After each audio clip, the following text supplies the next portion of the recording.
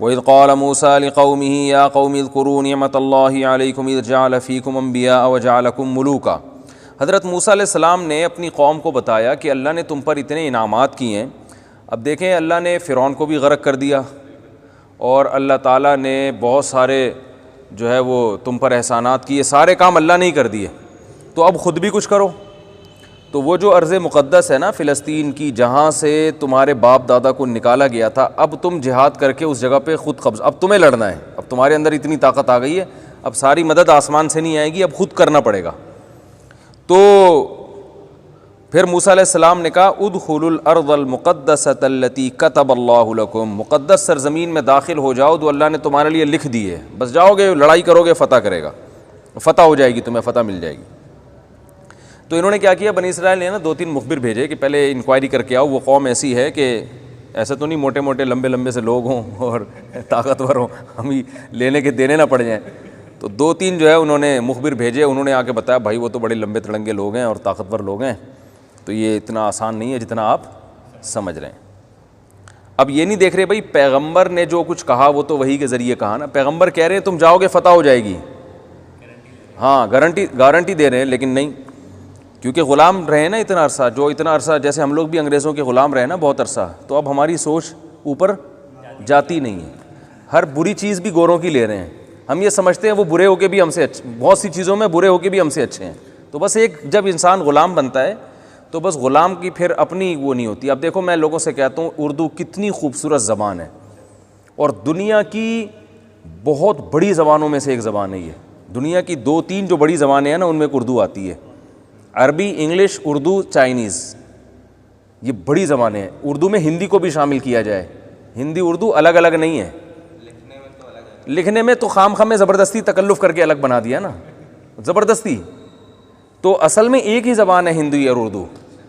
تو کیا ہے کہ ان کو بلا وجہ 2 ٹکڑوں میں توڑ دیا کہ ہندو کے لیے ہندی ہے اور مسلمانوں کے لیے اردو ہے، اور اس کے رسم الخط کو چینج کر دیا اور نام الگ الگ، زبردستی یہ کام کیا ہے، ورنہ ایک ہی ہے، گرامر سے پتہ چلتا ہے زبان کا، یہ کیا ہے، اردو میں بھی یہی ہے، ہندی میں بھی یہی ہے، تو بلا وجہ اس میں سنسکرت کے الفاظ گھسیڑے اور یہاں سے عربی اور فارسی کے الفاظ اردو سے نکالے، تو اردو کا حسن کا بیڑا غرق کر دیا۔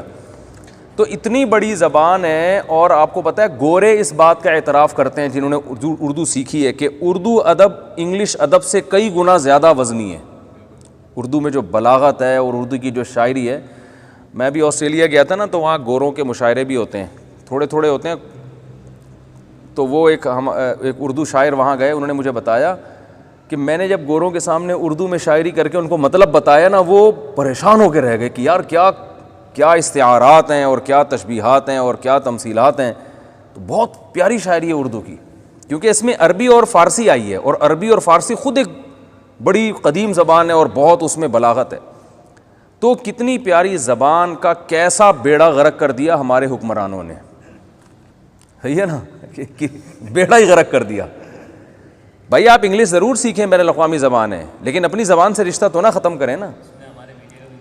میڈیا کا بھی رول ہے، لیکن ظاہر ہے جس چیز کی گورنمنٹ کی حکومتی سطح پہ اگر، کیونکہ حکمران جتنے ہیں وہ سارے اکثر ان میں سے گوروں سے متاثر ہیں، اسی کلچر میں پلے بڑے ہیں، تو وہ تہذیب جانتے نہیں ہیں کہ تہذیب ہوتی کیا ہے، ہماری روایات کیا ہوتی ہیں، وہ ہر چیز میں انہی کو فالو کرتے کرتے اتنی خوبصورت زبان کا انہوں نے بیڑا ہی غرق کر دیا۔ اب آپ یہاں تک ہم غلام بن چکے ہیں۔ کل ایک جو ہے نا 2 نمبر مولانا صاحب کا تذکرہ ہو رہا تھا، وہ 2 نمبر مولانا صاحب کیا کرتے ہیں، انگلش کے الفاظ بہت استعمال کرتے ہیں، حالانکہ علم میں زیرو ہیں، لیکن صرف انگلش سے متاثر ہونے کی وجہ سے لوگ ان کو سمجھتے ہیں یہ بہت پہنچا ہوا عالم، اور رش دیکھو آپ ان کے پاس، آپ حیران ہو جاؤ گے، جبکہ 1 نمبر کا جھوٹے، عالم ہے بھی نہیں، جھوٹے خواب سنا کے پیسے لینا لوگوں سے، بہت زیادہ محترم کی زبان میں جھوٹ ہے، لیکن کیا ہے، انگلش کے ٹرمز یاد کی ہوئی ہیں، انگلش فرفر بول لیتے ہیں، لوگ کہتے ہیں بھائی پڑھا لکھا آدمی ہے۔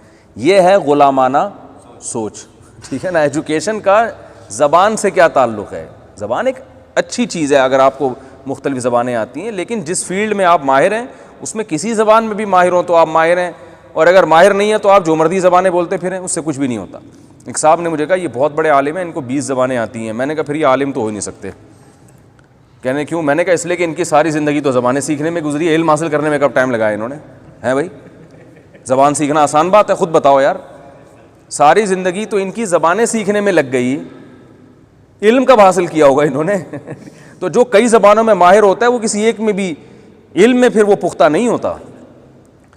آپ دیکھو نا، یہ انگلش لینگویج ٹیچر جو ہوتے ہیں، لینگویج میں ماہر ہوتے ہیں، ڈاکٹروں میں نے نہیں دیکھا بہت اچھی انگلش بول لیتے ہوں۔ وجہ کیا ہے کہ وہ علم کو فوکس کیا، انہوں نے میڈیکل سائنس کو فوکس کیا، وہ ٹرم جو اپنی ضرورت کی جو میڈیکل سائنس کی زبان ہے اس سے تو واقف ہیں، ویسے فرفر انگلش نہیں بولتے وہ۔ اور آپ لینگویج ٹیچر کو دیکھیں، اس کو نہ میڈیکل سائنس کا کچھ پتہ ہے نہ سائنس کا کچھ پتہ ہے، لیکن انگلش فرفر بول رہے ہوں گے وہ۔ تو ریسرچ کی جہاں تک بات آئے گی تو وہ زبان کے ماہر سے نہیں پوچھا جائے گا، وہ اس ریسرچ میں جو ماہر ہوگا اس سے پوچھا جائے گا، کہ چاہے وہ انگلش میں ہو، چاہے وہ اردو میں ہو، چاہے وہ پنجابی میں ہو، چاہے وہ پشتو میں ہو، چاہے وہ عربی میں ہو۔ تو یہ بھی غلام قوم کا ایک، جب ہمارے دماغوں میں نا ایک وہ بیٹھ چکا ہے کہ اردو جیسی خوبصورت زبان جس کی خوبصورتی کا غیر اعتراف کرتے ہیں، اس کا بیڑا غرق کر دیا۔ کیسی پیاری زبان ہے، آپ جناب سے بات ہوتی ہے، صحیح ہے نا، آئیے بیٹھیے، میں اکثر اس کی مثالیں دیتا ہوں، دفع ہو جائیے، ٹھیک ہے نا، یہ بڑا پیارا لفظ ہے، ٹھیک ہے نا۔ تو بہرحال کیونکہ ابھی درس قرآن ہے، اردو کی فضیلت بیان کرنے کے لیے نہیں میں بیٹھا، میں صرف یہ بتانے کے لیے کہ جب انسان کی سوچ میں غلامانہ سوچ آتی ہے نا، تو وہ غیر کی ہر بری چیز کو بھی اچھا سمجھتا ہے اور اپنی اچھائی کو بھی برا سمجھتا ہے۔ ہم پورے ڈریس پہنتے ہیں نا، یہ تہذیب کی بات ہے نا، لیکن آپ جب غلامانہ سوچو گی تو پوری ڈریسنگ کو آپ دقیانوسی سمجھو گے، اور ڈریس جتنا چھوٹا ہوتا چلا جائے گا اس کو آپ کیا سمجھو گے؟ ترقی۔ یہ الٹی کہانی ہے، ٹھیک ہے نا۔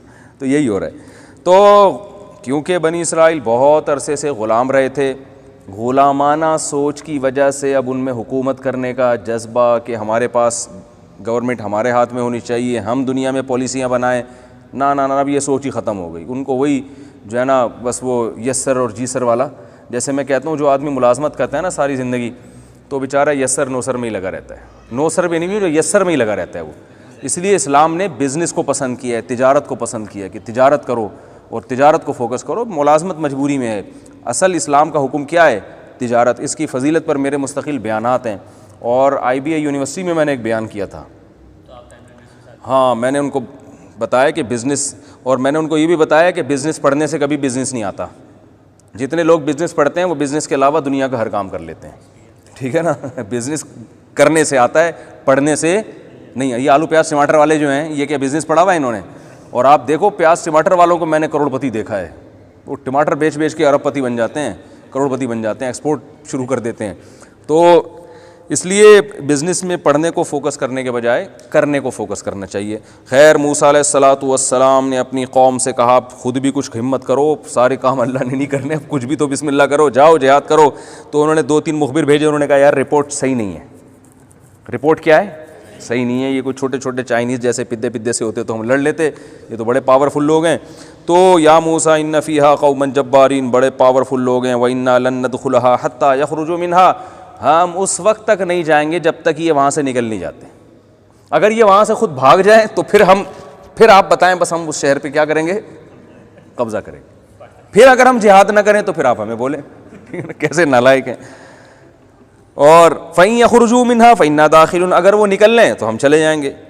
جب یہ بات سنی تو ظاہر ہے ہر قوم میں برے لوگوں میں کچھ اچھے بھی ہوتے ہیں، تو اللہ فرماتے ہیں قال رجلان من الذین یخافون انعم اللہ علیہما، 2 مردوں نے کہا جو اللہ کا خوف بھی دل میں رکھتے تھے، اللہ نے ان پر انعام کیا تھا، ظاہر ہے اللہ کا انعام تھا تو نیک لوگوں میں تھے۔ انہوں نے کہا ادخلوا علیہم الباب، جاؤ شہر کے دروازے میں داخل ہو۔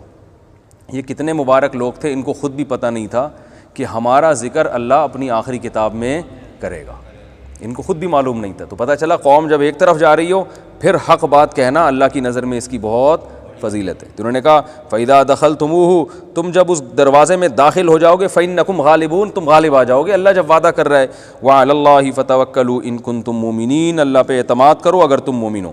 قالوا یا موسیٰ، یہ تقریر سن کے بھی وہ کہنے لگے اے موسیٰ انا لن ندخلها ابدا، ہم ہرگز نہیں جائیں گے وہاں پہ، ما داموا فیہا، جب تک وہ مستنڈے وہاں موجود ہیں۔ یہ مستنڈے یہاں نہیں لکھا ہوا، میں کہہ رہا ہوں کہ وہ اتنے لمبے تڑنگے تھے، جب تک وہ وہاں موجود ہیں ہم وہاں داخل نہیں ہوں گے۔ فاذهب انت وربک، آپ جائیں آپ کا رب جائیں، فقاتلا، دونوں مل کے لڑیں۔ کیسے نالائق، دیکھو پیغمبروں کو کیسا ستا رہے ہیں اپنے، اور اللہ موسیٰ علیہ السلام کا ظرف تھا، فقاتلا، آپ دونوں لڑیں، انا ہنا قاعدون، ہم یہیں بیٹھے ہوئے ہیں۔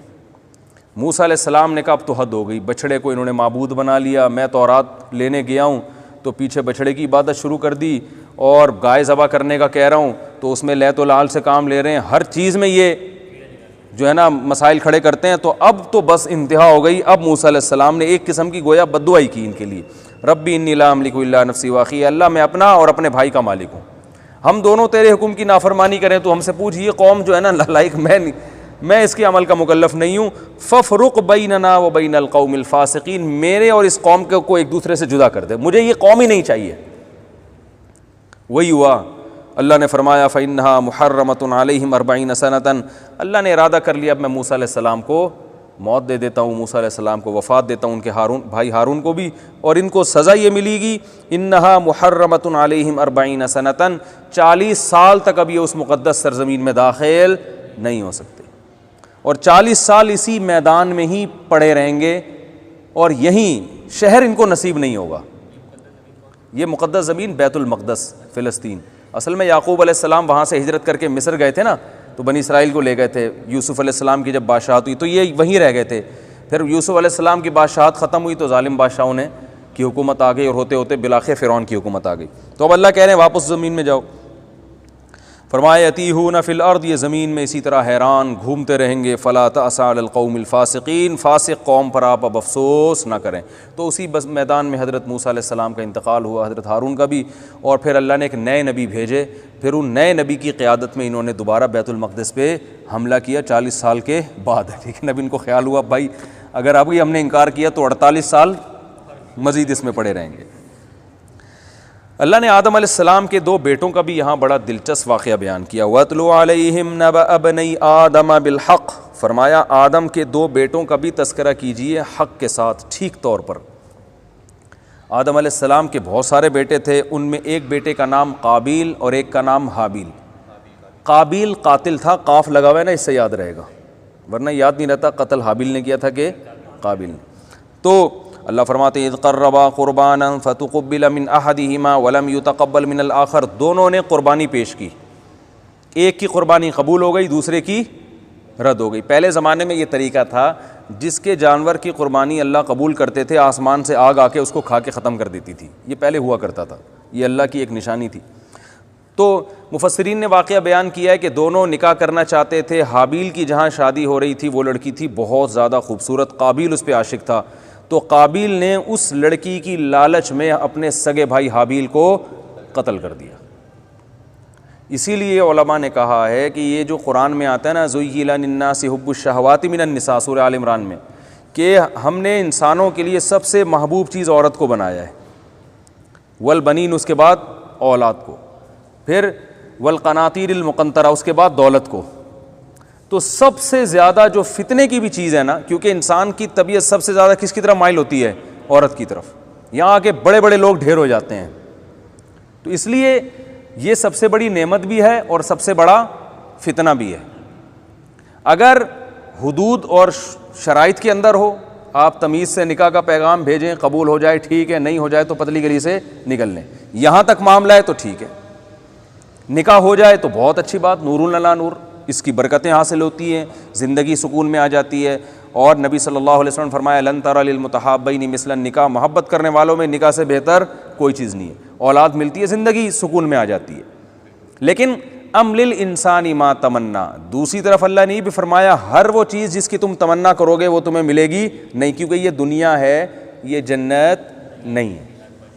تو اب یہ نہیں کہ آپ کو جہاں بھی عشق ہو گیا تو اب آپ کو مجھے تو ملنی ہے، یہ ایسا نہیں ہوتا بھائی، یہ دنیا ہے، یہ جنت نہیں ہے، کچھ چیزیں مل جائیں گی، کچھ نہیں ملیں گی، کچھ صبر کرنا پڑے گا۔ تو نیک لوگ کیا کرتے ہیں؟ سب سے پہلے نظر کی حفاظت کرتے ہیں تاکہ عشق معاشقے کی نوبت ہی نہ آئے، عشق معاشقے کی نوبت آئے گی پھر پتہ نہیں وہ ملے نہ ملے، کیونکہ لوگ کہتے ہیں نا دل کا تو کوئی کنٹرول تو ہے نہیں، وہ کسی پہ بھی لٹو ہو سکتا ہے۔ آپ کی دکان پکوڑوں کی ہے، لٹو ہو گیا ایسی لڑکی پہ جس کے ابا کی کاروبار کروڑوں کا، تو آپ لٹو ہو، وہ تھوڑی لٹو ہوں گے آپ کے اوپر ٹھیک ہے نا، وہ تھوڑی لٹو ہوں گے، ان کو آپ پسند نہیں آ رہے۔ تو نظر کی جو حفاظت کرتا ہے اس کے دل کیا رہتا ہے؟ پاکیزہ، وہ اس قسم کی آزمائشوں میں نہیں پڑتا، اور جو نظر کی حفاظت نہیں کرتا وہ ڈپریشن کا مریض بنتا ہے، وہ پاگل ہو جاتا ہے. جیسے ہو رہے ہیں خودکشیاں ہو رہی ہیں, لڑکیاں بھی اور لڑکے بھی. تو عورت بہت بڑا فتنہ ہے. نبی صلی اللہ علیہ وسلم فرمایا, صحیح بخاری کی حدیث ہے, ما ترکت بعدی فتنةً اضر علی الرجال من النساء, میں نے اپنے بعد مردوں کے لیے عورت سے بڑا کوئی فتنہ نہیں چھوڑا ہے. یہاں کے بڑے بڑے لوگ پھسل جاتے ہیں. تو عافیت میں وہی رہتا ہے جو ریزرو رہ کے زندگی گزارے. بھائی لڑکیوں سے فری ہونے کی چندہ ضرورت نہیں ہے, ٹھیک ہے نا. نکاح ہوگا اپنی بیوی سے محبت کرو, اور اگر مزید نکاح کرنا چاہتے ہو تو عدل کی شرط کے ساتھ اللہ نے مزید نکاح کی اجازت دی ہے. تو لیکن ناجائز کی طرف جانا اس سے وہی ہوگا جو قابیل اور حابیل کے درمیان ہوا.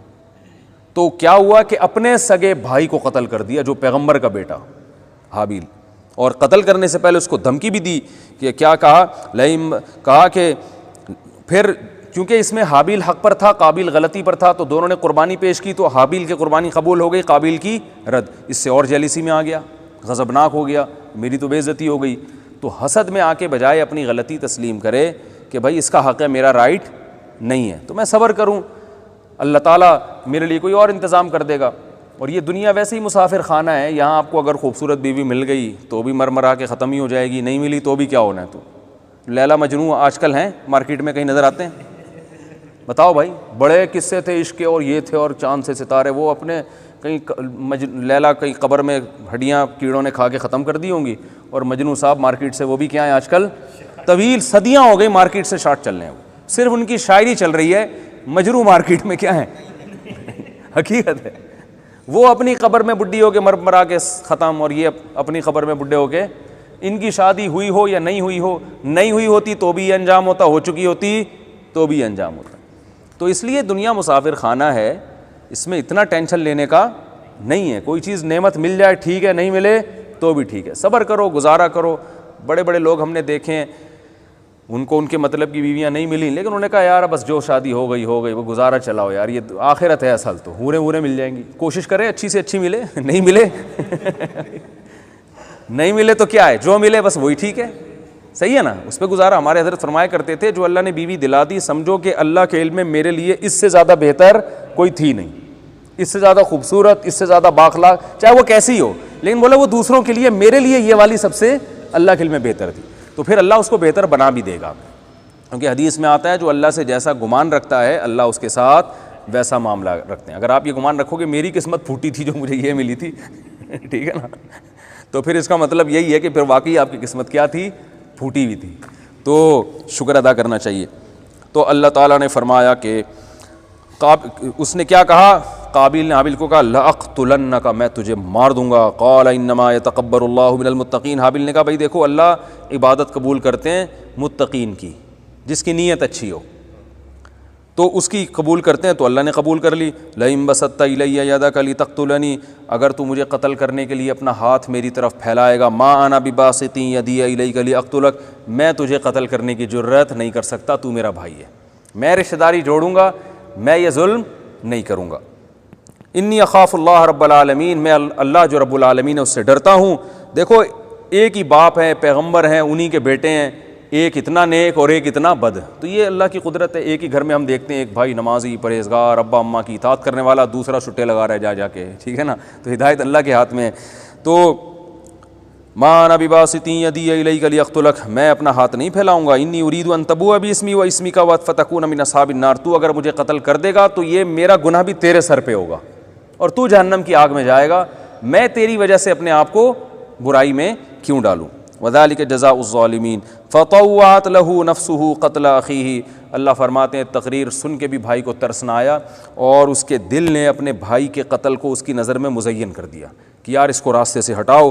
فقتلہ, اور قابیل نے حابیل کو قتل کر دیا. فاصبح من الخاسرین, ہمیشہ کے لیے خسارے والوں میں سے ہو گیا. نبی صلی اللہ علیہ وسلم فرمایا, کیونکہ دیکھیں دنیا میں پہلی دفعہ جرم ہونا مشکل ہوتا ہے, جب ایک جرم ہو جائے نا تو دوسرے کو شے ملتی ہے. تو چونکہ اس نے قتل کی بنیاد رکھ دی, اب اس کے بعد شروع ہو گئے قتل دنیا میں. جس کا کوئی مفاد ہوتا وہ کہتے ہیں قابیل نے بھی تو کیا تھا نا, تو اس کو کیا ہو گیا تھا, وہ بھی تو زندہ رہا نا بعد میں, تو ہم بھی کر لیں گے. اللہ نبی صلی اللہ علیہ وسلم فرمائے دنیا میں قیامت تک جتنے قتل ہوتے رہیں گے, ہر قتل میں کچھ حصہ قابیل کے کھاتے میں جائے گا کہ تو نے بنیاد رکھی تھی. کوئی بھی نئی برائی ہو جو آپ نے معاشرے میں اس لوگوں کو ڈالا تو اب قیامت تک آپ کا کھاتا کھل گیا. اور نیکی کا بھی یہی ہے, کوئی بھی آپ نے نیکی کی تو قیامت تک آپ کا کھاتا کھل گیا نیکی میں. فبعث اللہ غرابا یبحث فی الارض لیریہ کیف یواری سوءۃ اخیہ, کیونکہ اس سے پہلے زمین پر کوئی موت ہوئی نہیں تھی, اب پریشان تھا اس کی لاش کا میں کیا کروں, تو اللہ نے کوے کو بھیجا. وہ کیا کر رہا تھا, زمین کھود کے اپنے دوسرے کوے کو زمین میں چھپا رہا تھا. اس نے کہا ہائے یہ کوا مجھ سے زیادہ عقل مند نکلا تو میں بھی یہ کرتا ہوں. تو اس نے کیا کیا, اس کو بھی دفن کر دیا اپنے بھائی کو. اللہ فرماتے ہیں من اجل ذالک, اس کے جو فساد جو رونما ہوئے نا معاشرے میں بھائی کے بھائی کو قتل کرنے کے, کتبنا علی بنی اسرائیل, ہم نے قانون لکھ دیا بنی اسرائیل پر, من قتل نفسا بغیر نفس او فساد فی الارض, کسی نے کسی انسان کو قتل کیا ناحق, یعنی قاتل کو قتل کیا پھر تو ٹھیک ہے, جس نے کسی کو پہلے سے قتل کیا اور بدلے میں کیا تو ٹھیک ہے, لیکن ناحق کسی نے قتل کیا تو پھر اللہ فرماتے ہیں فکانما قتل الناس جميعا, اللہ کو ایسا غضب آئے گا کہ جیسے اس نے تمام انسانوں کو قتل کر دیا. ایک انسان کا قتل کرنا انسانیت کے قتل کے برابر. ومن احیاہا, اور ایک انسان کو زندگی دینا, فکانما احیا الناس جميعا, گویا سارے انسانوں کو اس نے زندگی دے دی. تو اللہ کی نظر میں یہ عمل اتنا مبارک ہے. آج کل کرونا وائرس میں ہمارے ڈاکٹر حضرات اپنی جان ہتھیلی پر رکھ کر لڑ رہے ہیں اور مریضوں کی زندگی بچا رہے ہیں, تو وہ بھی اس آیت کا مصداق ہے. تو ایک انسان کی بھی اگر آپ زندگی بچا لیں, میں کہتا ہوں ڈاکٹر اگر اپنی نیت درست کر لے تو ڈاکٹر کو جنت میں جانا بہت آسان ہے, ٹھیک ہے نا. لیکن شاید ڈاکٹروں کے بارے میں جو آخرت میں رپورٹیں ہوں گی وہ حالات دیکھ کے لگتا ہے اتنی اچھی نہیں لگنی, نیتیں درست نہیں ہوتی. آپ کو پتہ ہے ڈاکٹر آپ کو نسخہ لکھ کے دے رہا ہوتا ہے, یہاں مہنگا مل رہا ہے وہاں سستا مل رہا ہے, لیکن چونکہ ڈاکٹر صاحب نے یہاں سے کمیشن ہے, یہاں سے کھاتا چل رہا ہے, تو پیشنٹ کے ساتھ ناانصافی ہے یا نہیں ہے. تو یہ جو ڈاکٹر اس طرح کی حرکتیں کر رہے ہیں, کمپنیاں آپ کو لا کے کہہ رہی ہیں کہ آپ یہ دوا جو ہے نا سجیسٹ کیا کریں اور ہم سوئٹزرلینڈ کا ویزا بھی ملے گا, آپ کو یہ بھی ملے گا. ڈاکٹر خام خواہ میں سستی دوا چھوڑ کر وہ والی دوائیں لکھ رہے ہوتے ہیں بلا وجہ. بعض دفعہ سارے ڈاکٹر ایسا نہیں کرتے, جو میرا بیان سن رہے ہیں وہ نہیں کرتے ایسا, اس کے علاوہ کی بات کر رہا ہوں. تو جو ہے نا وہ کیا کرتے ہیں, وہ ٹیسٹ نہیں ہے تو خام خواہ میں لکھ کے دے دیا. لیکن ڈاکٹر اگر ٹیسٹ لکھ کے دے تو کرا دیا کریں. بعض لوگوں نے میرا بیان سنا ہے, ڈاکٹروں کی شکایت آئی کہ آپ کا بیان سنا تھا, ہم نے ٹیسٹ لکھ کے دیا, وہ کہہ رہے خام خواہ میں لکھ کے دیتے ہو تم, تو آپ کو کیسے پتہ چلا خام خواہ میں لکھ کے دے رہا ہے وہ. میں تو ڈاکٹروں کو سمجھا رہا ہوں, پیشنٹ کو تو جب ڈاکٹر پر اعتماد کرنا پڑے گا نا, اس نے ٹیسٹ لکھ کے دیا تو آپ کو کرنا پڑے گا, لیکن ڈاکٹر کی ذمہ داری ہے بھائی, ضرورت ہے تو ٹھیک ہے, نہیں تو اپنے خام خواہ میں کمیشن کے لیے مریضوں کے ساتھ ناانصافی نہ کریں. ڈاکٹر اپنی نیت درست کر لے اور اللہ کی رضا اس کے سامنے ہو تو من احیاہا فکانما احیا الناس جميعا. اللہ نے ان آیات میں ڈاکوؤں کی سزا بھی بیان کی ہے کہ جو زمین میں فساد مچاتے ہیں, تمام مفسرین کے نزدیک اس سے مراد ڈاکو لوگ ہیں, تو ان کی سزا ہے یقتلوا او یصلبوا, ان کو قتل کیا جائے, ان کو سولی پہ لٹکایا جائے, ان کے دائیں اور بائیں, دایاں ہاتھ اور بایاں پاؤں کاٹا جائے. سب سے سخت ترین سزا زنا کے بعد اسلام میں, جو شادی شدہ مرد اگر زنا کرتا ہے نا یا عورت, تو اس کی سزا تو پتھروں سے مار کے ہلاک. اس کے بعد سب سے سخت سزا اسلام میں ڈاکو کی ہے. سب سے زیادہ سخت سزا ہے شادی شدہ مرد یا عورت زنا کرے. اس کے بعد سب سے سخت سزا ہے ڈکیتی کی, کہ جو دن دہاڑے یا کھلے عام اسلحہ لے کے لوگوں کو لوٹتے ہیں, تو اس کا بارے میں حکم یہ ہے کہ ان کو چوک پہ لٹکا دو, ہاتھ اور پاؤں کاٹ کے, اور سولی پہ بھی لٹکا دو ان کو. سولی کا مطلب ان کے سینے پہ خنجر مار کے گھمایا جائے گا, یعنی اذیت ناک موت ان کو دی جائے گی. یہ ہمارے ملک میں سزا نافذ ہو جائے تو آپ کو پتہ ہے کہ سزا نافذ کرنے والے سب سے پہلے, یعنی یہ ڈر ہوتا ہے کہ وہی نہ کہیں لٹکے ہوئے ہوں, اس لیے نہ چور کا ہاتھ کاٹنے کا قانون نافذ ہوتا ہے اور نہ ڈاکوؤں کی سزا ہوتی ہے. تو اس لیے معاملہ ایسے ہی چل رہا ہے. سارے ایسے نہیں ہوتے, اچھے لوگ بھی ہوتے ہیں. بہرحال والسارق, کوئی سیاستدان کا فون نہ آ جائے نا کہ آپ نے مجھے کہا, تو میں کہہ دوں گا بھائی میں نے کہا کہ کچھ اچھے بھی ہوتے ہیں, تو آپ ان اچھوں میں داخل ہیں. اللہ نے فرمایا والسارق والسارقۃ فاقطعوا ایدیہما جزاء بما کسبا نکالا من اللہ, چوری کرنے والا مرد اور چوری کرنے والی عورت کے بھی کا ہاتھ کاٹ ڈالو. یہ ایک ایسی سزا ہے جو غیر مسلموں کو سمجھ میں نہیں آتی کہ یار ایک آدمی نے چوری کی ہے, پیسے چرائے ہیں نا, 5,000 چرا لیے, 10,000, ہاتھ کروڑوں روپے کا, آپ اس کا ہاتھ کاٹ رہے ہو. تو یہ ان کی سمجھ میں نہیں آتا. تو اللہ کا قانون ہے, سمجھ میں آئے نہ آئے فالو کرنا. یہ ہاتھ بنایا کس نے بھائی؟ اللہ نے بنایا. تو دیکھیں کچھ حکمتیں ایسی ہوتی ہیں جو اول نظر میں سمجھ میں نہیں آتی. چوری کرنے والے کے اس جرم کو دیکھا جا رہا ہوتا ہے, اس نے 20,000 روپے چرائے اور ہاتھ کروڑوں کا کٹ رہا ہے.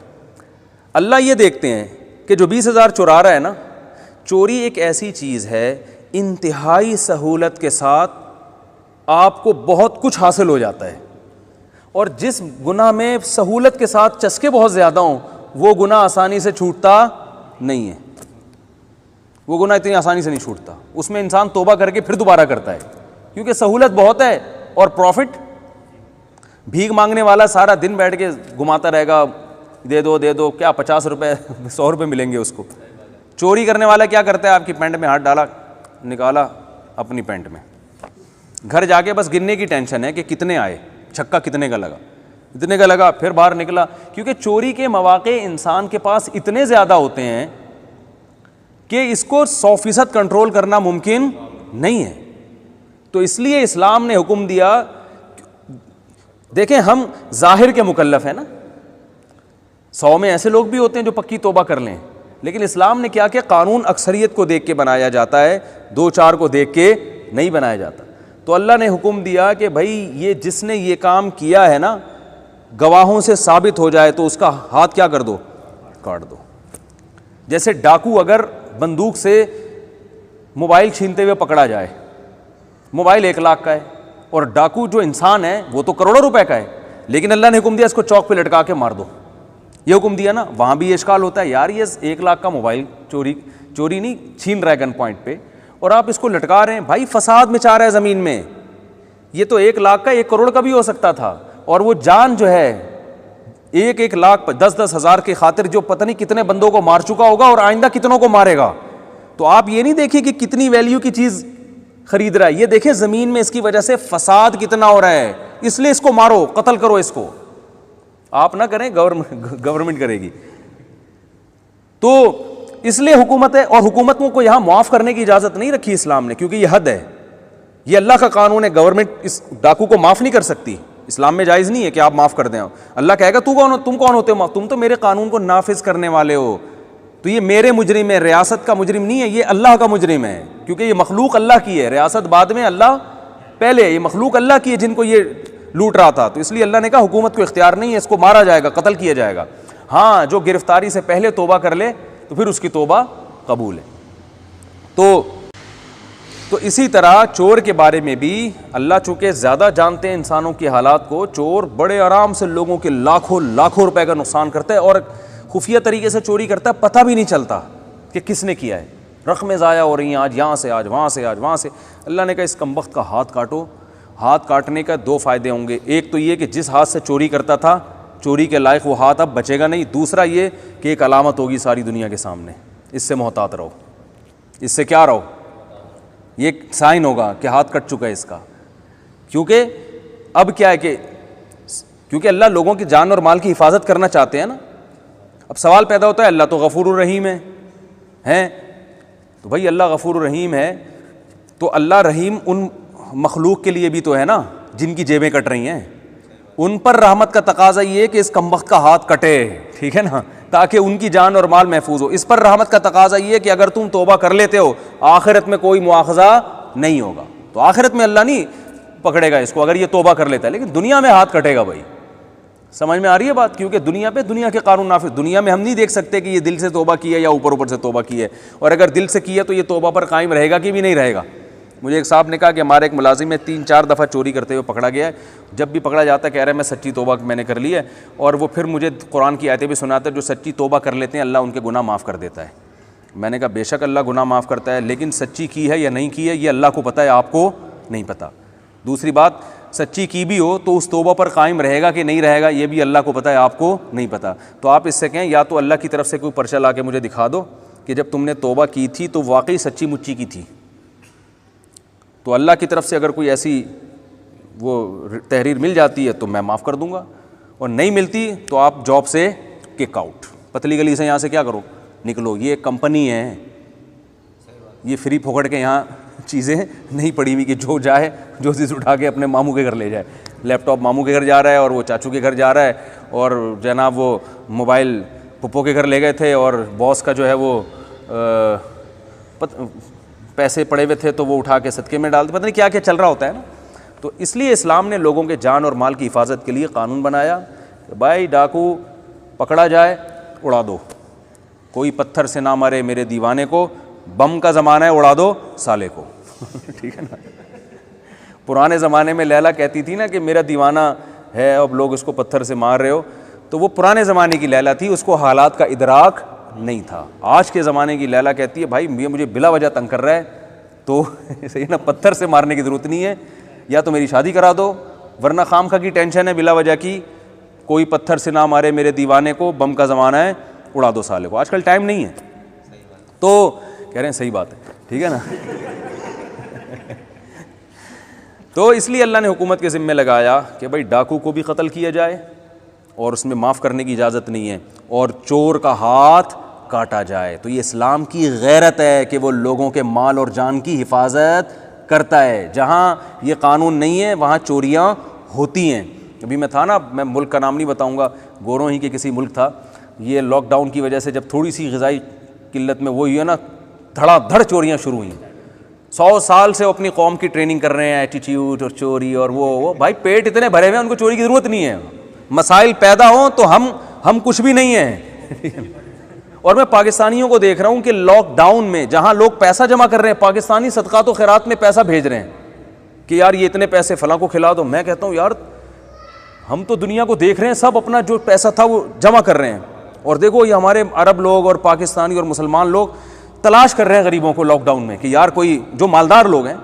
تو یہ صفت اللہ نے ہمیں عطا فرمائی ہے, ٹھیک ہے نا. تو اتنے برے بھی نہیں ہیں ہم جتنا لوگ ہمیں برا کہتے ہیں, ایسا نہیں ہے. تو جب آزمائش آتی ہے نا, پیٹ خالی ہوتا ہے, پھر پتہ ہوتا ہے کس کے اخلاق کیسے ہیں. ابھی تو پیٹ بھرے ہوئے ہیں ان سب کے, اتنی معاشی ترقی ہے, ان کو کیا ضرورت ہے. اب ایک آپ بتاؤ, ایک آدمی لینڈ کروزر میں گھومتا ہے, مزے سے چپل چوری کرے گا؟ اب وہ چپل چوری کرنے والے وغیرہ ہوئے چور کہیں کا.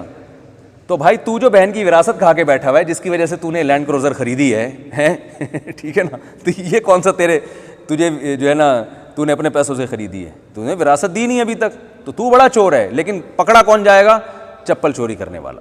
تو مارکیٹ میں یہ چلے, تو آخرت میں پتہ چلے گا کون بڑا چور ہے اور کون چھوٹا چور ہے. تو اس لیے اللہ نے فرمایا والسارق والسارقۃ فاقطعوا ایدیہما, چوری کرنے والا مرد ہو یا عورت, ان کے ہاتھ کاٹ ڈالو, جزاء بما کسبا نکالا من اللہ واللہ عزیز حکیم. فمن تاب من بعد ظلمہ واصلح, جو ظلم کے بعد توبہ کر لے اور آئندہ کے لیے اصلاح کر لے تو اللہ غفور الرحیم ہے.